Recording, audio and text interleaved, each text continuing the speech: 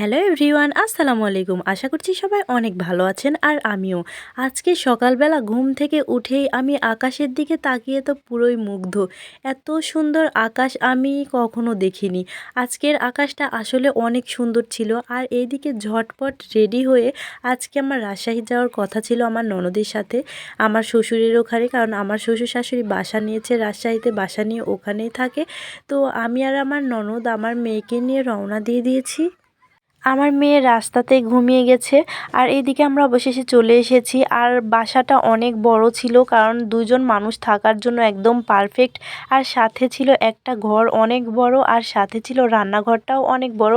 আর একবারে সেটা ছিল 3 তলা, আর একবারে ছাদের সাথে বাসাটা। আমার ভীষণ ভালো লেগেছে, আর এত পরিপাটি আর পরিষ্কার পরিচ্ছন্ন, আমার খুবই ভালো লেগেছে। আর হচ্ছে এত সুন্দর ফুলের গাছ ছিল, এত সুন্দর সুন্দর ফুল ফুটেছিল। আসলে ফুল কার না ভালো লাগে, ফুল দেখলেই মানে মনটা ভালো হয়ে যায়। এখানে অনেক রকমের ফুল ছিল, আর কারণ অনেক ভালো লেগেছে আমার এই ফুলগুলো দেখে। ছাদের সৌন্দর্যটা বাড়িয়ে দিয়েছে এই ফুলের গাছগুলো। অনেকগুলো ফুলের গাছ ছিল, গোলাপ ফুলের গাছ ছিল, তারপরে হচ্ছে ক্যাপসিকাম ফলেরও গাছ ছিল। তো এদিকে আবহাওয়াটা আজকে এত পরিমাণ সুন্দর ছিল, আমি তো আকাশের প্রেমে পড়ে যাচ্ছিলাম। আকাশ আমি যেখানে যাচ্ছি ভীষণ ভালো লাগছে দেখতে, কারণ জানি না আজকের আকাশটা এত সুন্দর কেন ছিল। আর বরাবরই আমার প্রকৃতি দেখতে অনেক ভালো লাগে, কারণ প্রকৃতির মাঝে আমি কেমন আনন্দ খুঁজে পাই আমি জানি না, বলতে পারবো না কেন। তো আমার মেয়ে ফুল দেখে এত পরিমাণ খুশি। আর এদিকে সাদা একটা গোলাপ ছিল, এটা তো আমার ভীষণ ভালো লেগেছে, সাদা কালারের। আর এদিকে আমি এসে বোরখা খুলেই একবারে বেরিয়ে পড়েছি ফুল দেখতে। আর এদিকে আমার ননদ ছিল আমার সাথে, আমার মেয়েকে নিয়ে ঘুরছিল। আমার মেয়েকে ছেড়ে দিলেই একদম ফুলের বাগান শেষ করে দিবে, এজন্যই আর কি। যখনই নামিয়ে দিচ্ছি তখনই হলো একবারে ফুলের সাথে লেগে আছে, সে ফুলটা ছিঁড়েই ফেলেছে। আমরা যতই নিষেধ করছিলাম সে কান্না করছিল, কোনোভাবে শুনতে চাচ্ছিল না। কারণ ছোট মানুষ, ও তো আর বোঝে না যে ছিঁড়া হবে না। কারণ আমি অনেক সেভে রাখছি ওকে, যে যাতে ফুল না ছিঁড়ে। তো তারপরেও সে ছিঁড়েই ফেলেছে, ছোট মানুষ বলে কথা।